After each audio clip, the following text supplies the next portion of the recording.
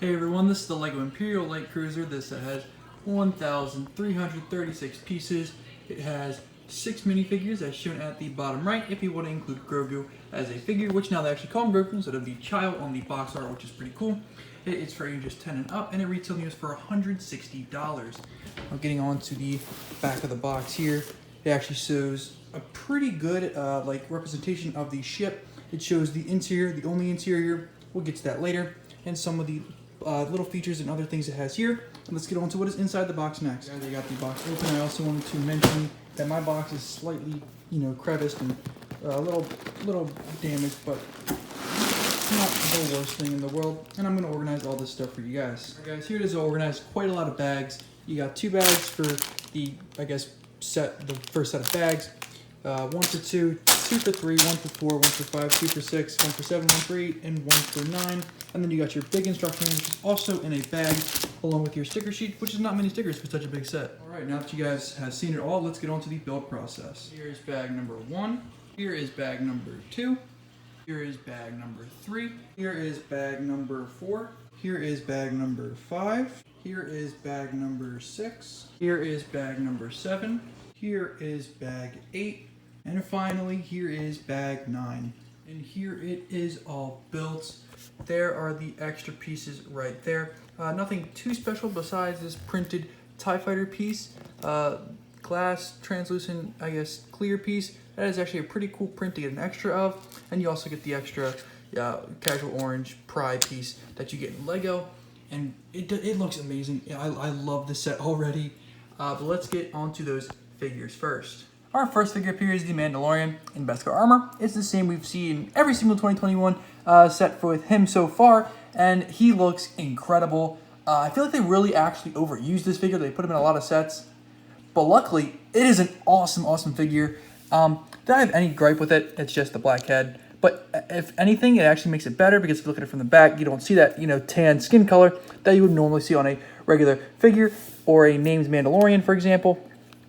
And he has some really nice arm print there with the Mudhorn insignia. That just looks really sick. Like, he just looks so good. You even got his rocket here on his left arm, and the Beskar, the steel, the metallic look to it. The sheen is just so clean and awesome looking. Same on the back print there as well. Now, he does come with 2 weapons. You see him come with his big, sniper rifle here. You see that in several of the other sets. We also get a new piece, his Beskar staff. So that's really cool to get. And just an awesome figure. And I have no problems with it at all. Our next figure appears hardly a figure. It's actually Grogu. And I'm really glad, as you can see on the box, they've named him Grogu and not the child, which is awesome. But everyone, including myself, is on the habit of calling him Baby Yoda. And we're probably not going to change that. But he has some very minor torso print. But I actually think it is quite effective rather than just leaving it blank. And his head is actually a really cool mold. It's actually new and exclusive for him, but you see it in several of the other sets, this Grogu or the child or Baby Yoda, little mini baby figure. So it's cool. I like it. I'm glad they included it. It was definitely a needed inclusion, and it looks good. Our next figure here is Cara Dune, and like many, I was really shocked she actually did come in this set. I feel bad for people who invested in the ATST Raider. You lost that one, sorry to say. But Cara Dune is not exclusive to just that set. She now comes in this one. She has the same exact rifle blaster as Fennec Shand with a gunmetal gray lightsaber hilt on the top of the, regular sniper. And here's Cara Dune. It's the same exact one we see in the ATST Raider. Some really cool prints on the chest there. Sadly, from some angles, you won't really get to see that. But when you do hit the light just right, it looks fantastic. Nice leg print there as well. You go to the back print and take the hair off to see her alternate face. A more smile, where on this side it's angry. And going back here, you can see that back print, which is very nice as well. This is actually a really cool figure. Really shocking inclusion in my opinion. But I'm really glad they did because it is accurate to the scene. Our next figure here is Moff Gideon. And I'm going to get it right off the bat. The Darksaber is very disappointing. It is honestly just awful to see that. If I have anything wrong with this set, it is the Darksaber, and it honestly infuriates me a little bit because they can make a new mold. They did it for the Dark Trooper. They've done it for several things, including CMF series, with just $5 compared to this being a $160 set.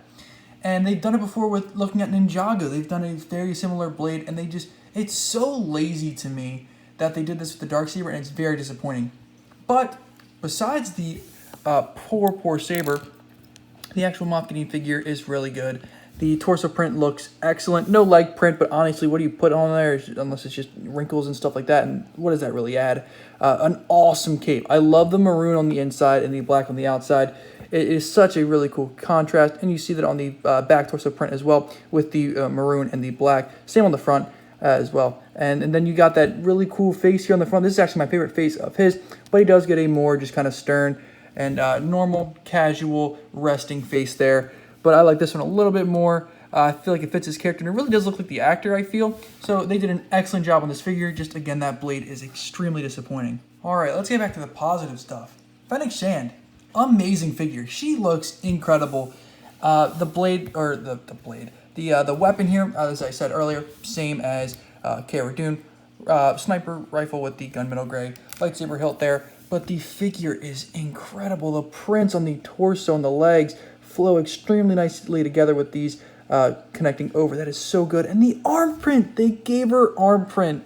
And wow, it's so awesome that LEGO was able to do this for her. And she looks incredible because they know she's going to be used in several sets later on. You know, not like the Darksaber will be, you know, because it's not been in Star Wars canon for a while now, obviously. And she also was shockingly, I actually didn't know this, but it wasn't a dual mold. The black here is actually printed on this orange helmet piece, which is, I think, exclusive to her. So that is really cool to get. And you can take this off, and you see her face. She has two faces. This one, I guess, is more of a casual face, and this one's more of a little grin or smirk. And I like this one a little bit more for the eyes there that you see through. She is an incredible figure. Nothing negative about this one, and very good back print as well. And our last figure up here is the highlight of the set for a lot of people. Personally, mine, as figures go, is Fennec Shand.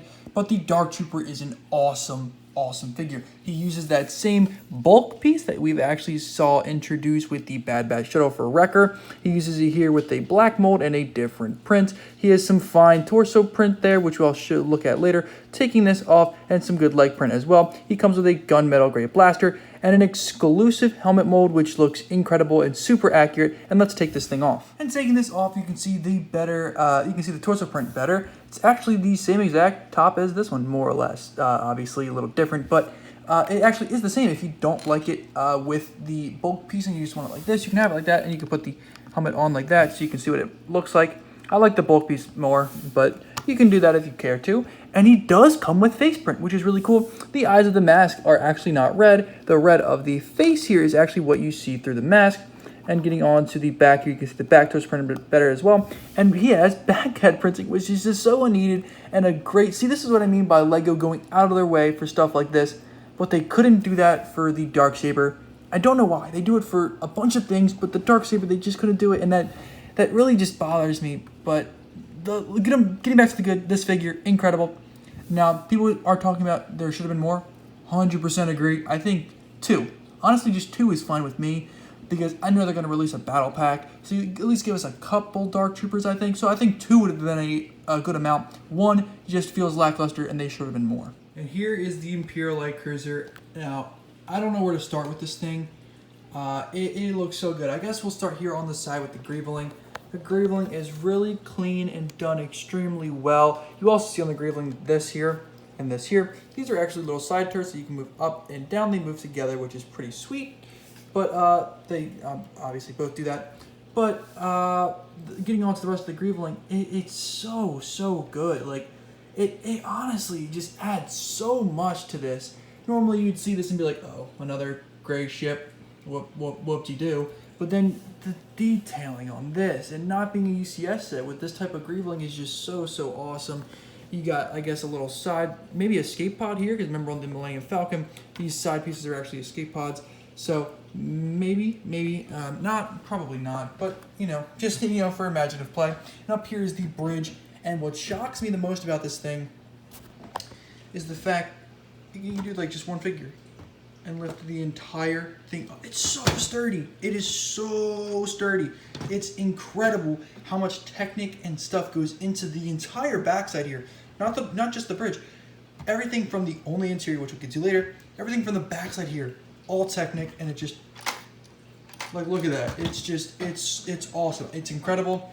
And getting onto the other side details here, you'll see more greebling and detail like that. And here's a TIE Fighter. We'll get to that later. And that is it for the side detailing. Let's get onto the back engines here. Flipping it around to see the back engines here, you'll see that they're all the same blue color, and they're all the same. These two are the exact same, but flipped. This one's actually a little different. You don't got this piece on the inside. You just got some like Technic and stuff, and with covered by plates.